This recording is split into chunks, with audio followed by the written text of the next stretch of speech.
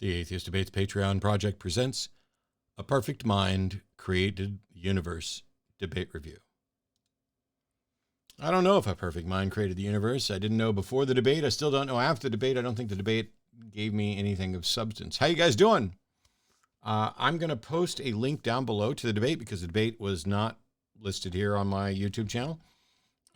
It exists. I linked it already to patrons at patreon.com/atheist debates, which you can go join as well to get early access to things and other content. But I took this debate because I like Arjuna. I like doing things on the channel, and it was specifically presented with this notion that he was going to defend, Zach was going to defend the claim that a perfect mind created the universe. And as I mentioned in my opening statement, there's a lot of debates where it's just, does God exist? Does God exist? Does God exist? And then you get someone who's a fundamentalist, young earth creationist Christian is going to defend the notion that there must be some kind of intentional mind to act as a cause for the universe. So they're arguing for the bare minimum of what they actually believe. And few people actually take up the difficult added subjects, like we can prove that Jesus was divine or whatever it is that they believe, because not everybody is a Christian. But when I was presented with this notion of a perfect mind created the universe, I jumped at it. I was like, yep, we'll do that, because I suspected that the person was overreaching, but I thought that overreaching would make for a good conversation. And I think there were some great points discussed in this debate.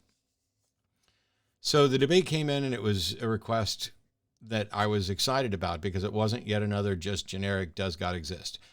What I expected was to spend some time on does God exist, but to get more information about what a perfect mind is, what the definition he's using for perfect is, how you can identify a perfect mind with an imperfect one. And there's a number of objections to this, some of which I've made the point several times. You can't measure something to a higher degree of confidence or accuracy than the measuring tool will allow. So if you want to know how many millimeters something is, and all you have is a ruler that is divided up only into quarter inch as the smallest delineation on it, well, a quarter inch is bigger than a millimeter and doesn't have demarcations for millimeters within it. And so how can you accurately measure millimeters with a ruler that's marked in quarter inches? Well, what you would need to do, if you wanted to do that, is you'd need to know the conversion from quarter inch to millimeters, and then you'd have to use some geometry too for anything that came in as less than the space of a quarter inch. And even then, you're probably not going to be as accurate as you would be with a ruler that was marked in millimeters, or a micrometer, or some other actual accurate measuring device. So if you tried to measure millimeters that way, you could do it, but you'd have a lot of work to show. There'd be a lot of math involved. It's not a simple thing. And so if you're going to say that you can identify a perfect mind with your imperfect mind, you've got a lot of work to do. And what's strange about this debate is that it wasn't just God exists, although that was the title, or does God exist was the title on his slides and the title that they tried to put up on the debate, but I made them change it, because if I'm going to agree to debate, did a perfect mind create the universe, and I show up and the debate is titled, does God exist? I want it known that I was basically misled, that we had agreed on a topic and then we changed how it was worded in a way that puts less of a burden on the theist making the claim. In order to demonstrate that a perfect mind created the universe, you'd have to answer the issue of, is the universe a creation? Is it an intentional creation by a thinking agent? Is it an intentional creation of a currently existing agent? And does that currently existing agent have a perfect mind? You have to do all of those steps. And as expected, we didn't do any of those steps. What would we expect from a perfect mind? Well, that depends very much on the definition of perfection. To me, and by the way, Zach addressed the definition of perfect a couple of different times by saying that perfection doesn't have any arbitrary limits on it, that it would be sort of maximally great, which may or may not be perfect. He went with this like maximal greatness, but that's still just as difficult to identify as a perfect mind, because we're not maximally great.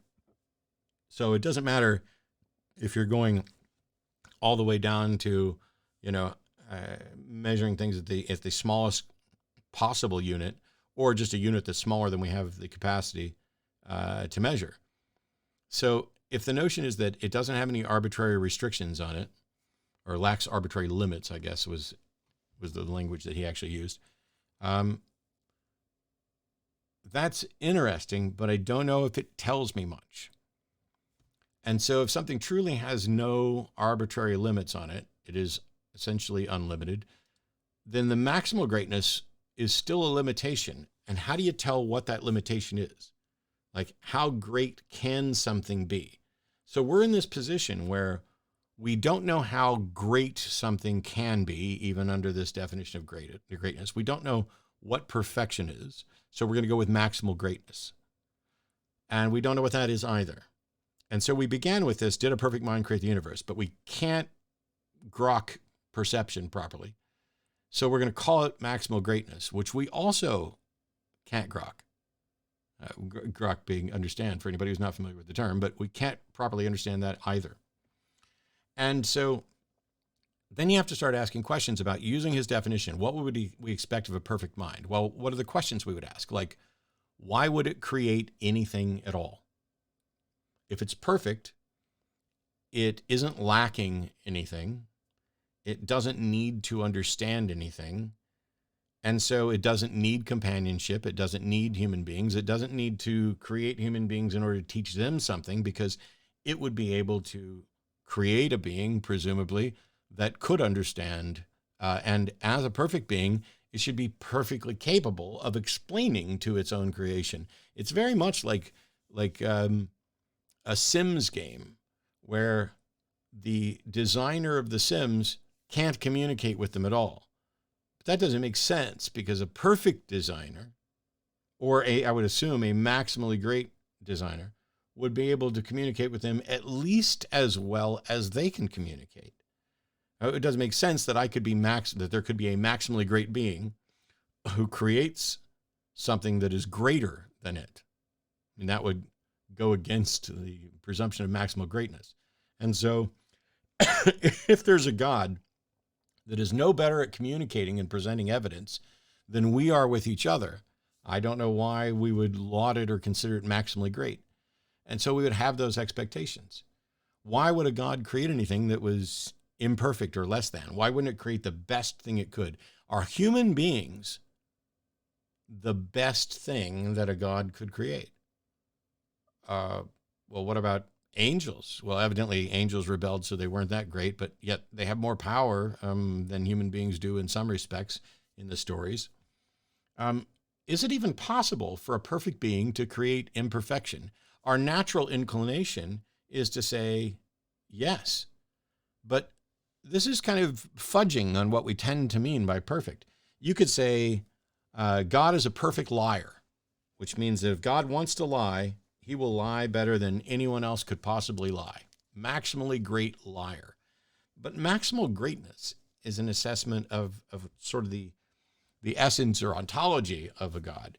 And so if being the greatest liar is somehow a moral failing, then God can't be morally perfect and the greatest liar. And if God is morally perfect, then he can't also be the greatest liar. So we're already stuck where we're going to be constantly narrowing the perfection and greatness in to smaller and smaller areas to consider. And the intuition from human beings is to say, and I like using the pool hustler as an example. Once upon a time, I could play pool really well. Now I'm pretty terrible. But whenever I could play really well, I could pretend to play less well. This is where pool hustling comes in, where I can pretend to be less adept at a skill in order to get someone to potentially gamble and then start playing gradually better. And I can keep just playing barely better than them to where it looked like I got lucky or whatever. Oh my gosh, I fluked that, or wow, can you believe that happened? And you can keep doing that right up into the point where you reach your maximum skill. So the presumption is whatever my skill level is, I can always play less than. And this is true whether you're talking about pool or chess or anything. And that's possible because we are imperfect, because imperfections go with this, because we weren't always the best at this. We know what it's like to play at this level. We know what it's like to play and be less capable than we are now. But is that the case for a truly morally perfect or moral, maximally great or perfect being? Can they even be imperfect? Can they even pretend to be less than they are? And when you go to like the Bible where, God's coming down and wrestling with people, I mean, God could squash people like a bug according to the proposed power that this God of the Bible would have, and yet can come down and wrestle. So the intuition is there that, of course, a perfect being can pretend to be less perfect than it is, but that's also like saying a morally perfect being could also be the best liar that there is. And what you often get is saying, God could be the best liar. He has that capacity, but God won't do that because he's morally perfect. Because God is morally perfect, he won't lie. And if he ever did lie, he could be the best liar at it, but because he's morally perfect, he won't. And so you get this kind of catch-22 cyclical thing going on, where we still don't know what the hell perfect means, which is why Zach went with maximal greatness. I tried to use an analogy that originally came from Tracy Harris, if I'm remembering correctly, where sometimes when we're trying to demonstrate the existence of God, people start talking about very specific attributes of this God when we haven't even demonstrated that he exists yet. And then they want to use these attributes as if they are arguments for the God. The example that she had come up with was for a colony of Bigfoot or Sasquatch. And you start talking about the breeding behavior of those Sasquatches. We haven't even demonstrated that one existed at all, and you're telling me about their breeding characteristics and things. How did you get this information? Well, the thing is, if I'm correct and Sasquatch breed like this explains why you haven't seen any Sasquatch, because they're off hiding and mating in caves and living underground and only coming out, in the dark and camouflage when they, don't detect anybody around and all this other stuff. Yes, those are all called post hoc or ad hoc rationalizations. You have something you believe, and when presented with if it's true, why don't we see X, Y, and Z? You come up with post hoc or ad hoc rationalizations for why we don't see this. Because, they're hiding. And it really troubled me that Zach didn't understand this analogy and just went right back to saying, well, theism is simpler. Well, no, it isn't. A black box isn't simpler. What it is it's simpler for the part that you can see. I have a computer underneath my desk right now that is doing all of this. It's processing the audio, the video, a number of different windows. It can do countless things. It can play games. And yet, if you were just to look at it from the outside without opening it up, it just looked like a box with a light or two on it and some cables plugged into it.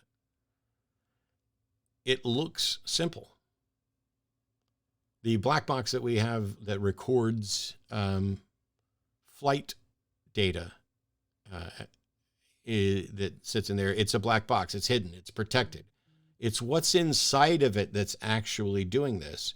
And if I were to hold up that box and say, this is a magical device that can record all the data for this flight and will stay safe against everything, and all you see is a black box, it looks very simple. But what's inside is not simple. This is the same thing when we start talking about, God is a simpler explanation. No, it's not simpler just because it has 3 letters or because you can conceptualize it as one entity. It is, by definition, one of the most complex things that you could possibly have. And when you actually break down what it is that's doing it. But until you get the black box open to know what's going on inside of there, you haven't explained a thing. You haven't given us any sort of understanding other than this is the thing that's doing it. If you never open the hood of your car, how do you even know there's an engine in there? For all you know, if you've never opened it and never looked inside, it could just be an empty space, and it could be running on magic. Oh, and if you open the hood and you see what you think is an engine, how do you know that's an engine? What's it doing? Well, because we can actually take it apart. But if you just reduce everything to the black box simple outlook, it looks simpler. But what it's doing is it's hiding a mountain of complexity behind it. And perfection, in his view, is maximal greatness. And theism is simpler, even though it's not, as I just pointed out. But also, theism, according to him, has explanatory power, but it doesn't. And for the same reason that the black box doesn't have any explanatory power. You haven't told me how anything is happening. We tend to explain things in terms of other things we understand. We explain a complex mechanism by going to each of the individual components and understanding those. We understand what a gear is and how a gear works. We understand the basic principles of leverage and combustion. All of these things together. We can calculate ratios and torque and all that stuff, and we can get to an actual understanding of it. If it's just a black box, it may appear simple, but that's because we're hiding it. And it may appear that it has explanatory power, but that's because you're making a big assumption that, oh, this does it, therefore that's the end of the questions. It's like, why am I hungry? Well, I feel and experience hunger. Yes, but why? Well, I haven't eaten in a while. Yes, but is that it? Because there have been other times where I haven't eaten for this long and I don't feel as hungry. Getting to understand the complexities that go on inside my body. Because my body is, in some ways, disguising the complexity. I'm, one big meat sack from the outside. But if you cut my chest open, which they did about a year ago, you'll see that there are a rib cage, which behind that there are lungs and heart and liver and kidneys and intestines and stomach and all these other things. And each of those does something. But if you look at it as food goes in, poop comes out, that's really simple. But it's not explaining anything. And it is not truly simple. It is far more complex once you get down to like the gut bacteria and what parts are processed and what parts are going to go through absorption by, once you're eating it so that you're getting nutrients out, and then you start looking at all the health things around it, what gets absorbed, what turns into gallstones, what gets, passed out as excrement in urine. Just because you can look at something and say, this is simple, this is a human, and that human ate a sandwich and it turned into poop, you haven't done any explaining there. And you haven't done any more by saying that there's a maximally great God that's done it.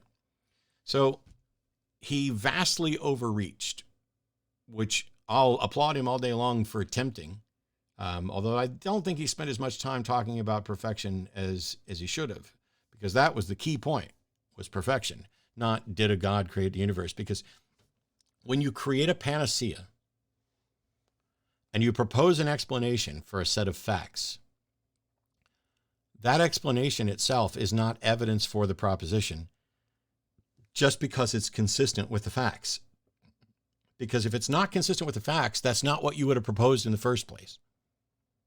This is why I was making analogies of the fact that there's a dead body is not evidence that the butler is guilty of killing. It's evidence that there's a dead body. And eventually we can get to the point where we can determine whether or not there was a murder. And then we can start looking at potentially who committed that murder. But at the end of the day, if we decide that the butler is the most likely killer, there has to be specific evidence that leads to this individual. And you're not going to say, look, there's a dead body. Okay. But that has to be evidence that the butler killed somebody. No, it is evidence that there's a dead body. The thing you're trying to demonstrate is not that there's a dead body, just like you're not trying to demonstrate that there's a butler. You're trying to demonstrate all of this interconnecting stuff. And this is where it goes horribly, horribly wrong for theists, and in particular Christians who try to defend Christianity by appealing to a vague God proposition, because you have a universe and then you claim that there's a God, and what you're trying to prove is that this God caused the universe. Well, we have a universe. What if we had a dead body and no other people, no potential candidates? You can't just propose that there is a butler and then say the dead body is not only proof that the butler killed him, but that there was a butler in the first place. And that's what we're doing. When Zach or somebody else comes in and says all of these things are consistent with a God, whatever he picks out, what he's actually saying is they're all consistent with this entity which we have not demonstrated exists, but we're going to just presume exists in order to say that that evidence supports it. Dead body, butler, it's the interconnecting causality here that needs the evidence to support the demonstration. When you have a universe and you don't even have any gods to show, how are you going to show this interconnected bit that some specific God created the universe? You can't do it. As far as I can tell, you can't do it.